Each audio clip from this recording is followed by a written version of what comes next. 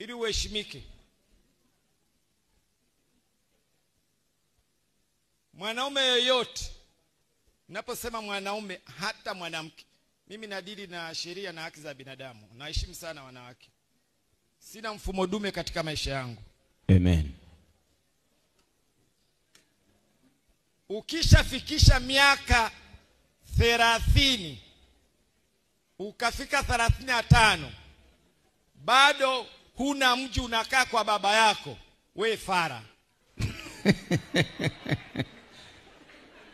Zingatia neno fara.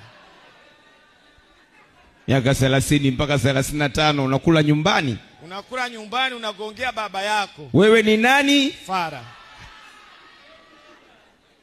Ukifikisha miaka 40,